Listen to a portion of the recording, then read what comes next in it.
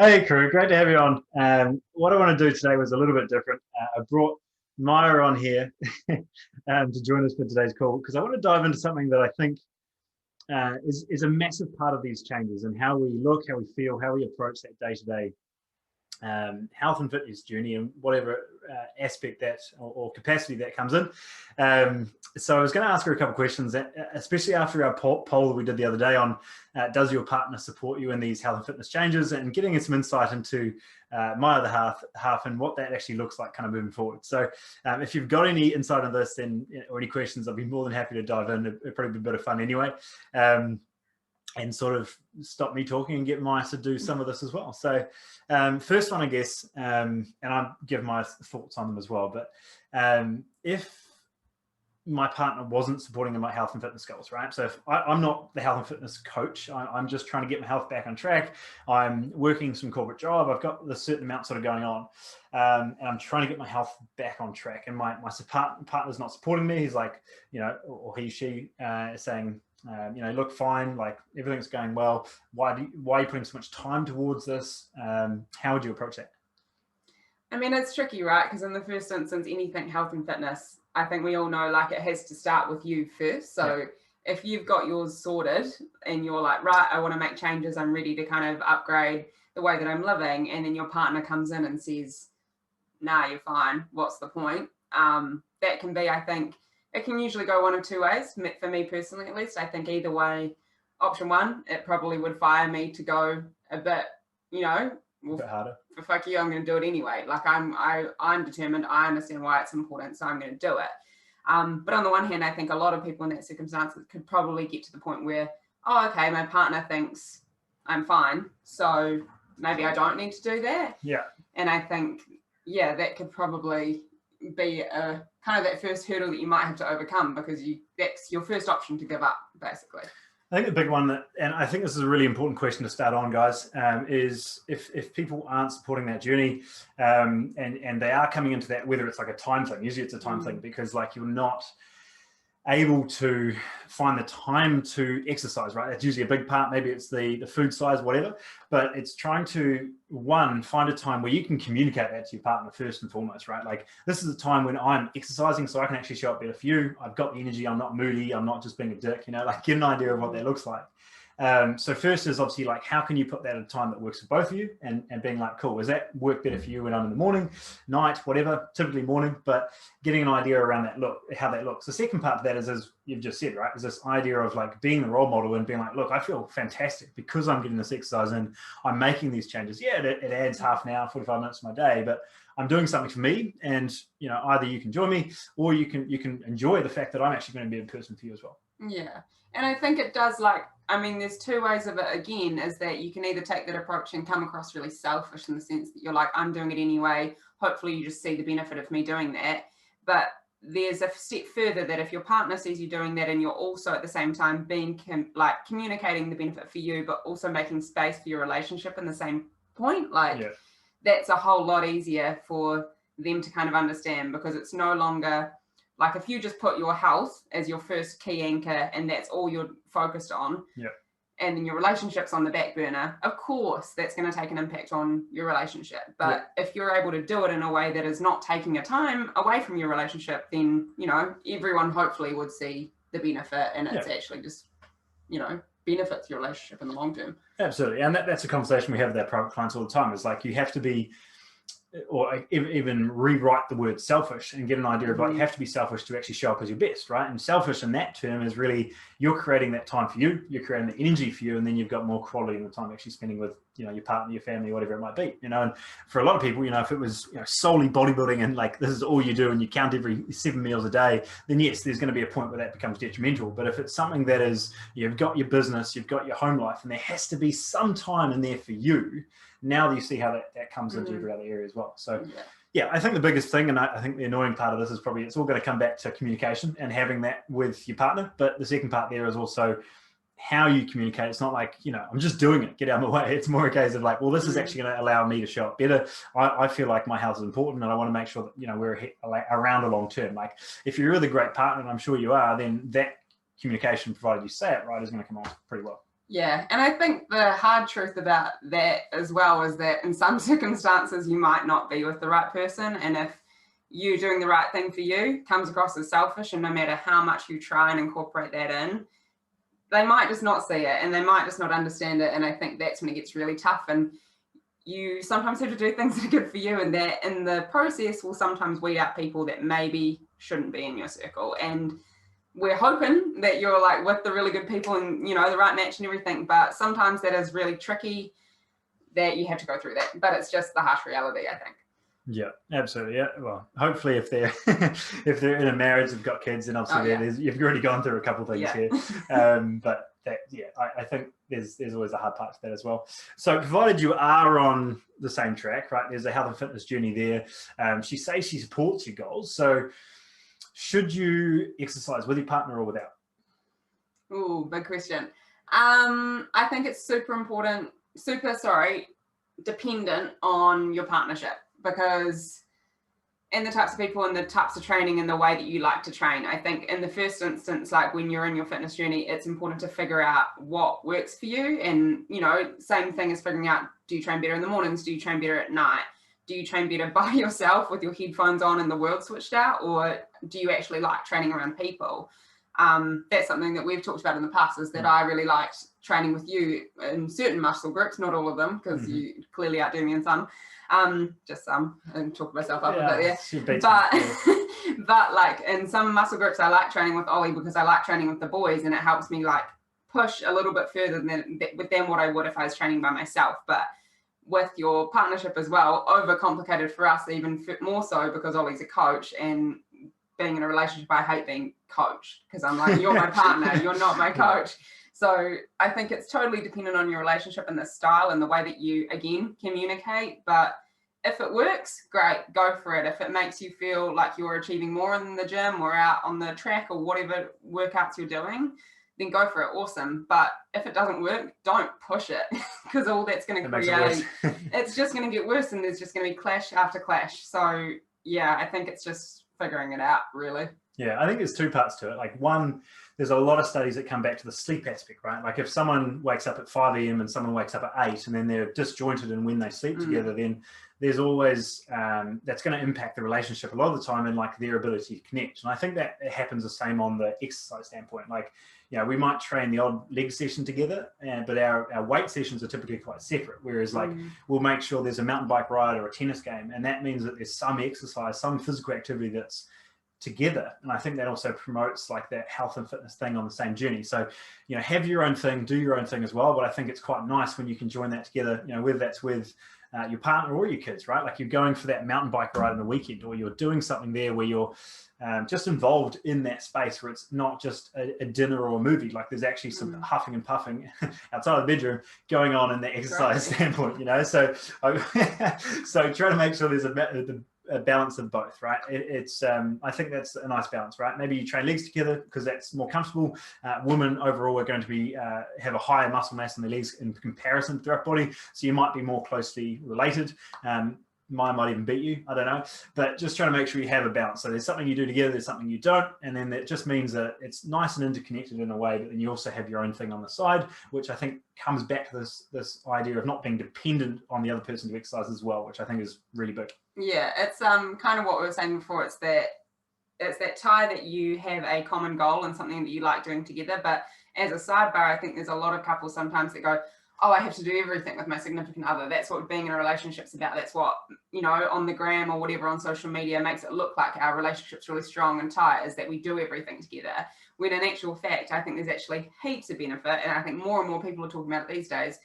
Your relationship will be better if you both have independence. If you know, it's great to have, yeah, like Ollie says, we'll go for a mountain bike every few weekends or so together, and we'll do that activity together. But day to day, we still have our own lives, and we still have our own shit that we're interested in. And I think that makes it, for couples in general, your relationship's just going to be stronger because you have your own shit going on. You're not so concerned, and you're not only have this one world that you're both in. You've got other things to entertain yourself, I guess. Yeah, cool. Lovely. You're saying this much better than me. I'll just let you do the calls from now. So the next one here would be on the nutrition side of things, right? This is probably a little bit more about how the household's built, and Maya will rearrange the pantry, so I don't know where anything is. Oh, I love it.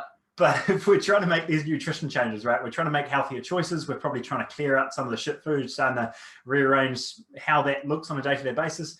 How do we approach that if our partner's a little resistant to that change?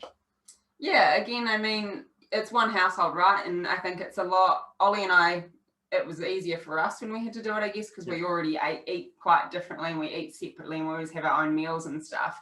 So when I had to go gluten-free, dairy-free, the dairy's bloody hard because this guy can chug milk like there's no tomorrow if he wants to, but it was easier to do because we were separate meals. If you're in a household where you share meals for breakfast, lunch, dinner, whatever, that's a whole lot harder to do. But I think when we have done that, it's often about finding ways that you can serve the way that you're needing to eat, but you can still kind of feed the rest of your family with that same meal or a version of it, because then you're not having to, mess around and make dinner for yourself and then make dinner for, your kid who's got diabetes or, anything like that. You don't have to, every individual doesn't have to have their own meal plan. I think if you can integrate it to a way that suits everyone and you can kind of just cater the little things, it makes it a whole lot easier. Yeah, cool. So have a base, this is what we're going to eat for this meal, and this is a swap or change that you might make, right? You might bring in a potato and take out the pasta or something else, so you've kind of got a full meal there.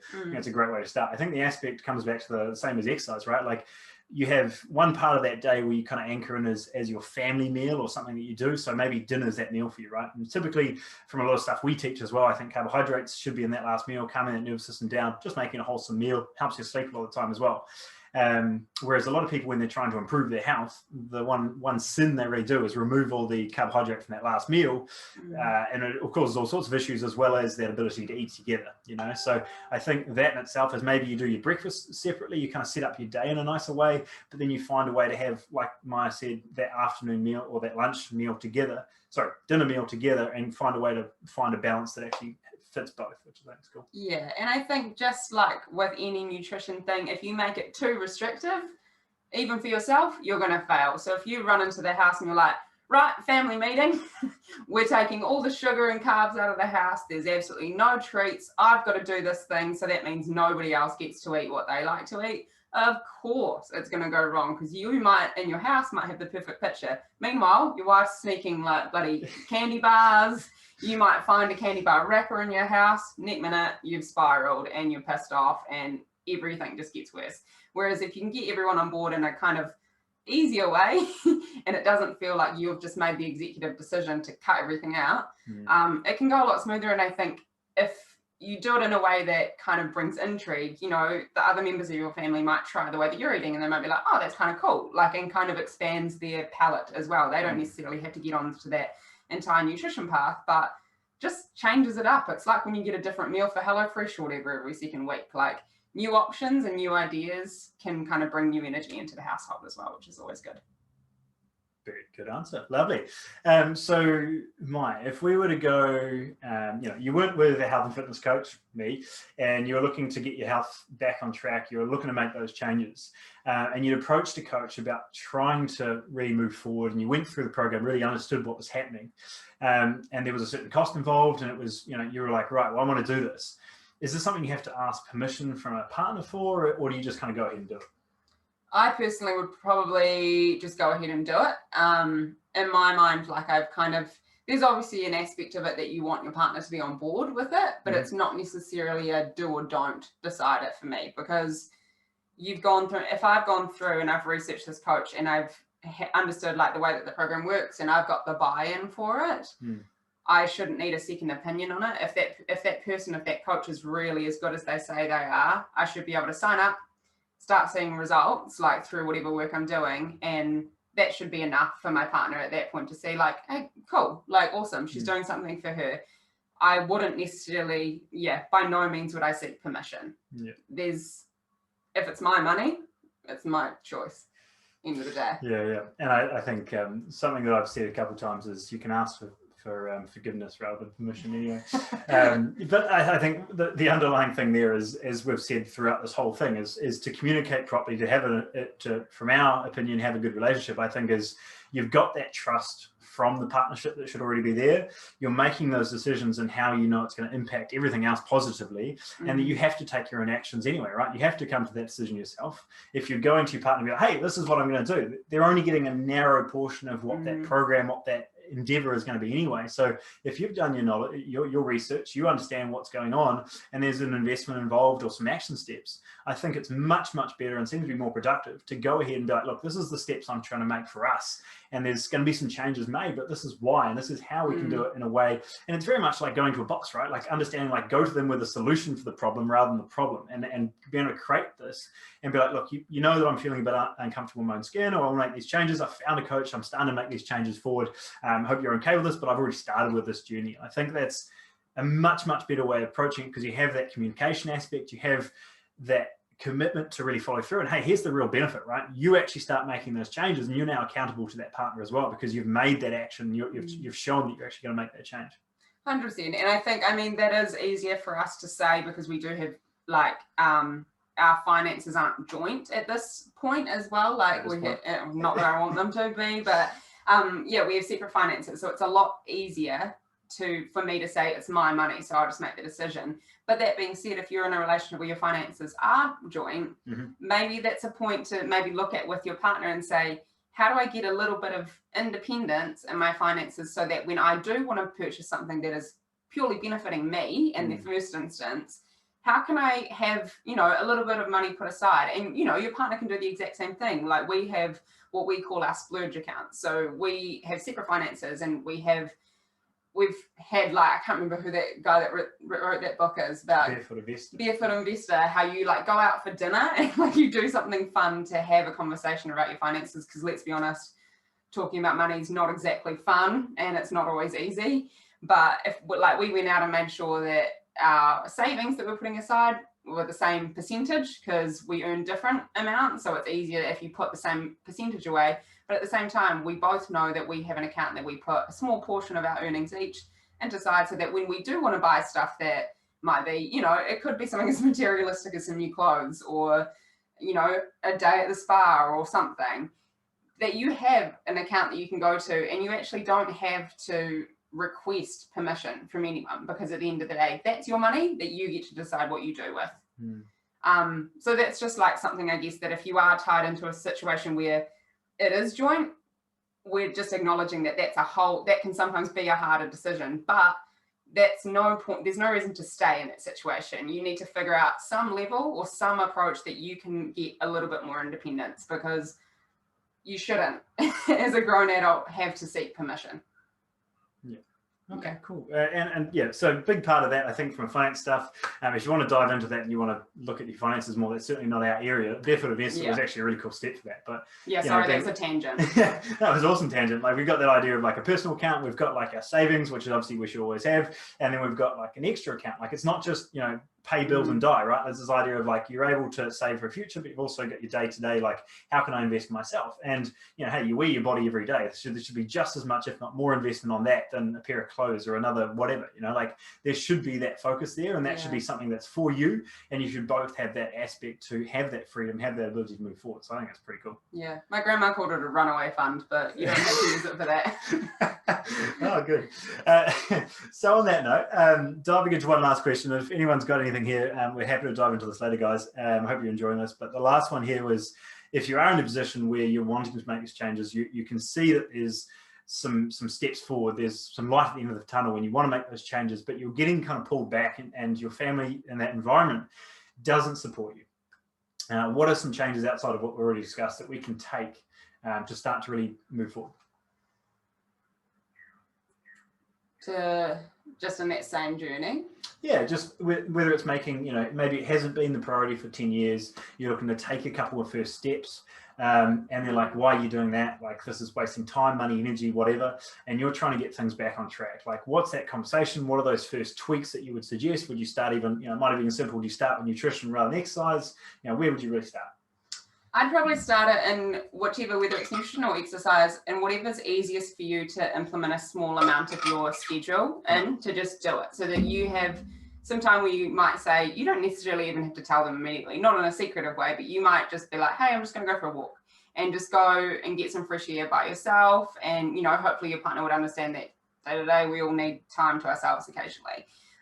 So doing those little things, I think in the first instance, it is obviously going to be what we've already discussed, which is the communication aspect. But if you've communicated to them and you've tried to give them an understanding of why you want to do that and why you think it's going to benefit you, and they're still not on board, then I think the only action step from there is to kind of just do it and let the results and your behaviors and the way that it's positively impacting you speak for itself. Because humans, like, we have a tendency to not really believe. Like in first instance, if it's just words, people might be skeptical, because look at, I mean, there's so many people out there promising the world online. So if they don't believe you at that point, it might actually just be that they need to see it in action, and they might not necessarily know that, but they might be telling you like, yeah, you're spending too much money, it's a waste of time, it's a waste of money.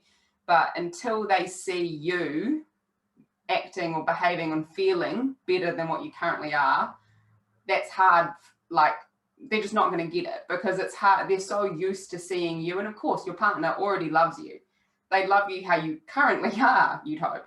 But, you know, so they're used to seeing that, and they might not think there's anything wrong with you, but until they see you feeling 10 times better, 10 times more energy, you know, you're giving it better in the bedroom, you're up and alert, and your energy and your like pizzazz for life is 10 times better. Not groaning, getting off the couch. Yeah, they're not gonna know until they see it, and then at that point they'll go, wow, look at Ollie, look how incredible he's feeling. Like, that's awesome. They'll love it at that point, but sometimes, yeah, you just have to prove it first, I think. No, that's really cool. That's a really good answer. I think the main one there would be, I think it's like, yeah, if you've had that first communication, like, look, I'm making these changes. A lot of the time, it's usually broken promises, right? It's this lack of confidence. And this is for both you as the individual and also the relationship, right? I think it both takes a toll. Like, if you keep saying you're going to do something, you don't do it, you break your own promises, then you lack the confidence in yourself anyway, right? So the only way is to build action.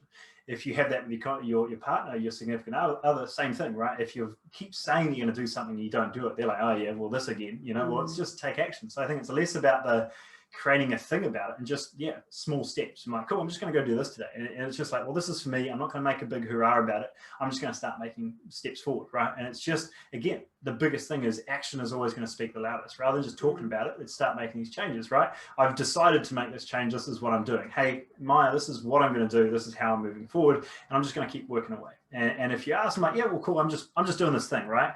And I think the main thing, and this comes back to the whole goal setting thing, and we've gone down this 100 different times, is stop focusing on this big almighty goal of losing 20 kilos, and let's be like, well, I'm just going for a walk this week, you know, or I'm just making this change to my diet because I feel better, you know, like that's so much smaller, but so much more actionable to be able to move forward. And it creates a lot less friction between a relationship, because like, well, I'm just doing this for me and I feel like I'm feeling better from it. They're not going to say no to that, you know, so make it a smaller goal, make it bite-sized. This is both for taking action, also getting your partner on board, and you can really start taking that first step.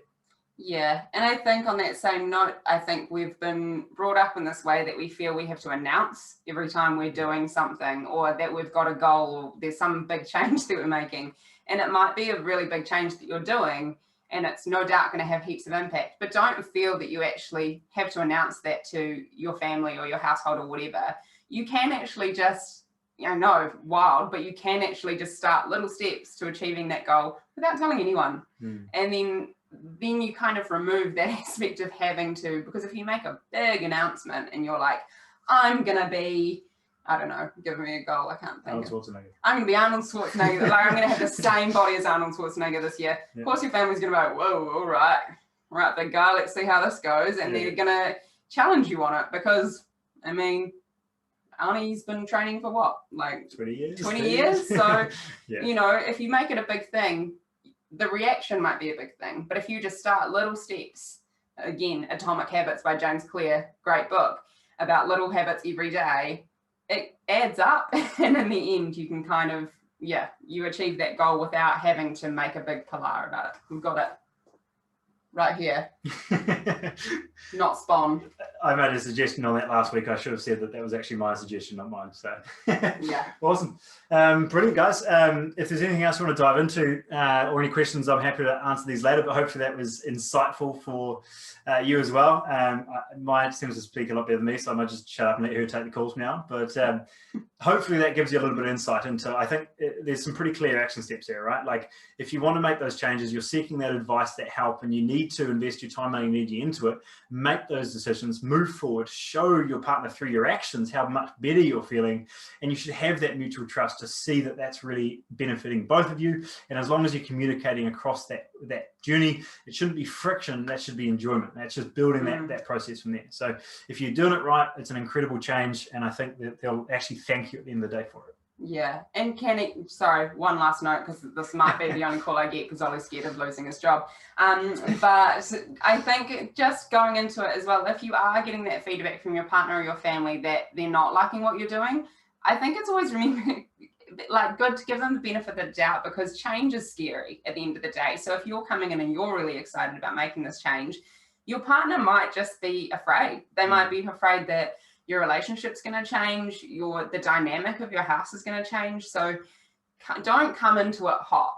Like sometimes, as much as we're saying, make your own decisions and make your own action points, don't take that action in a way that you're not taking them along that journey with you. And just pulling the rug from under. Yeah, and just pulling the rug from behind, because that is no doubt going to get a reaction that is going to be driven by fear, and it's going to be negative and it's not going to go well. Whereas, yeah, if you approach it with an understanding of, hey, I know this has kind of come maybe out of left field a little bit. This is a little bit different to what we normally do or how we normally eat, but I really want to give it a go because of X, Y, Z. You might be surprised to get a different reaction. And I think, yeah, again, we've harped on about communication this whole time, but yeah, it's key. Enough said. I think I've lost my job. No. All right, team. Well, I hope you enjoyed that. That was going into something that I think is a little bit more insightful. I know it's definitely going to be valuable for some of you, if not all of you. And hopefully there's a couple of things you can take out of it. If you did watch this whole thing, fantastic. Drop a comment below. What's the main thing that you think you're going to maybe implement, maybe you're going to communicate, whatever you're going to change moving forward. I'd love to hear it, and we'll maybe do this again. See ya.